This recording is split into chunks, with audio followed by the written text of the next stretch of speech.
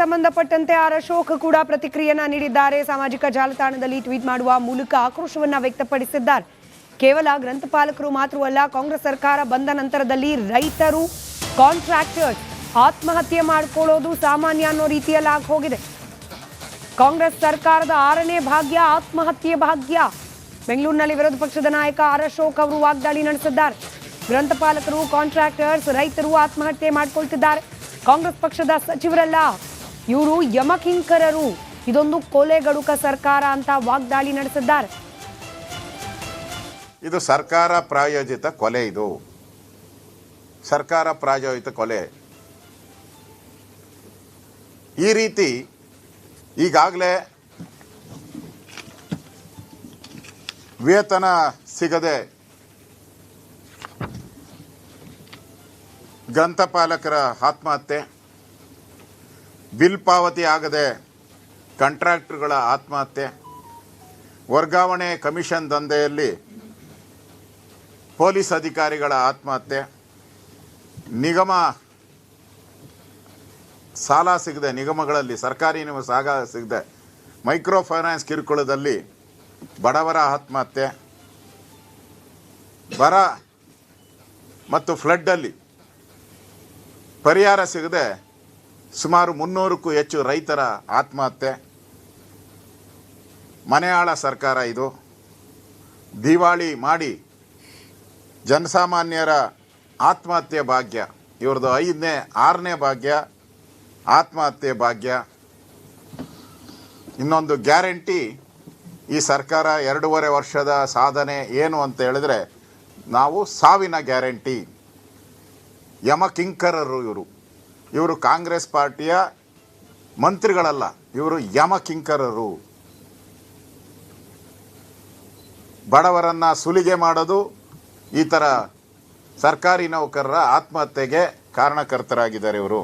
ಇದೊಂದು ಕೊಲೆಗಡುಗರ ಸರ್ಕಾರ. ಈ ಸರ್ಕಾರಕ್ಕೆ ಧಿಕ್ಕಾರ ಧಿಕ್ಕಾರ ಧಿಕ್ಕಾರವನ್ನು ನಾನು ಕೂಗ್ತಾ ಇದ್ದೀನಿ. ಇದು ಸರ್ಕಾರ ಪ್ರಾಯೋಜಿತ ಕೊಲೆ. ಇದು ಸರ್ಕಾರ ಪ್ರಾಯೋಜಿತ ಕೊಲೆ. ಈ ರೀತಿ ಈಗಾಗಲೇ ಸಂಬಂಧಪಟ್ಟಂತೆ ಆರ್ ಅಶೋಕ್ ಕೂಡ ಪ್ರತಿಕ್ರಿಯೆಯನ್ನ ನೀಡಿದ್ದಾರೆ. ಸಾಮಾಜಿಕ ಜಾಲತಾಣದಲ್ಲಿ ಟ್ವೀಟ್ ಮಾಡುವ ಮೂಲಕ ಆಕ್ರೋಶವನ್ನ ವ್ಯಕ್ತಪಡಿಸಿದ್ದಾರೆ. ಕೇವಲ ಗ್ರಂಥಪಾಲಕರು ಮಾತ್ರವಲ್ಲ, ಕಾಂಗ್ರೆಸ್ ಸರ್ಕಾರ ಬಂದ ನಂತರದಲ್ಲಿ ರೈತರು, ಕಾಂಟ್ರಾಕ್ಟರ್ಸ್ ಆತ್ಮಹತ್ಯೆ ಮಾಡಿಕೊಳ್ಳೋದು ಸಾಮಾನ್ಯ ಅನ್ನೋ ರೀತಿಯಲ್ಲಿ ಆಗಿ ಹೋಗಿದೆ. ಕಾಂಗ್ರೆಸ್ ಸರ್ಕಾರದ 6ನೇ ಭಾಗ್ಯ ಆತ್ಮಹತ್ಯೆ ಭಾಗ್ಯ. ಬೆಂಗಳೂರಿನಲ್ಲಿ ವಿರೋಧ ಪಕ್ಷದ ನಾಯಕ ಆರ್ ಅಶೋಕ್ ಅವರು ವಾಗ್ದಾಳಿ ನಡೆಸಿದ್ದಾರೆ. ಗ್ರಂಥಪಾಲಕರು, ಕಾಂಟ್ರಾಕ್ಟರ್ಸ್, ರೈತರು ಆತ್ಮಹತ್ಯೆ ಮಾಡಿಕೊಳ್ತಿದ್ದಾರೆ. ಕಾಂಗ್ರೆಸ್ ಪಕ್ಷದ ಸಚಿವರಲ್ಲ, ಇವರು ಯಮಕಿಂಕರರು, ಇದೊಂದು ಕೊಲೆಗಡುಕ ಸರ್ಕಾರ ಅಂತ ವಾಗ್ದಾಳಿ ನಡೆಸಿದ್ದಾರೆ. ಇದು ಸರ್ಕಾರ ಪ್ರಾಯೋಜಿತ ಕೊಲೆ. ಇದು ಸರ್ಕಾರ ಪ್ರಾಯೋಜಿತ ಕೊಲೆ. ಈ ರೀತಿ ಈಗಾಗಲೇ ವೇತನ ಸಿಗದೆ ಗ್ರಂಥಪಾಲಕರ ಆತ್ಮಹತ್ಯೆ, ಬಿಲ್ ಪಾವತಿ ಆಗದೆ ಕಾಂಟ್ರಾಕ್ಟರ್ಗಳ ಆತ್ಮಹತ್ಯೆ, ವರ್ಗಾವಣೆ ಕಮಿಷನ್ ದಂಧೆಯಲ್ಲಿ ಪೊಲೀಸ್ ಅಧಿಕಾರಿಗಳ ಆತ್ಮಹತ್ಯೆ, ನಿಗಮ ಸಾಲ ಸಿಗದೆ, ನಿಗಮಗಳಲ್ಲಿ ಸರ್ಕಾರಿ ಸಾಲ ಸಿಗದೆ ಮೈಕ್ರೋ ಫೈನಾನ್ಸ್ ಕಿರುಕುಳದಲ್ಲಿ ಬಡವರ ಆತ್ಮಹತ್ಯೆ, ಬರ ಮತ್ತು ಫ್ಲಡ್ಡಲ್ಲಿ ಪರಿಹಾರ ಸಿಗದೆ ಸುಮಾರು 300ಕ್ಕೂ ಹೆಚ್ಚು ರೈತರ ಆತ್ಮಹತ್ಯೆ. ಮನೆಯಾಳ ಸರ್ಕಾರ ಇದು. ದಿವಾಳಿ ಮಾಡಿ ಜನಸಾಮಾನ್ಯರ ಆತ್ಮಹತ್ಯೆ ಭಾಗ್ಯ. ಇವ್ರದ್ದು 6ನೇ ಭಾಗ್ಯ ಆತ್ಮಹತ್ಯೆ ಭಾಗ್ಯ. ಇನ್ನೊಂದು ಗ್ಯಾರಂಟಿ, ಈ ಸರ್ಕಾರ 2.5 ವರ್ಷದ ಸಾಧನೆ ಏನು ಅಂತ ಹೇಳಿದ್ರೆ, ನಾವು ಸಾವಿನ ಗ್ಯಾರಂಟಿ. ಯಮಕಿಂಕರರು ಇವರು ಕಾಂಗ್ರೆಸ್ ಪಾರ್ಟಿಯ ಮಂತ್ರಿಗಳಲ್ಲ, ಇವರು ಯಮಕಿಂಕರರು.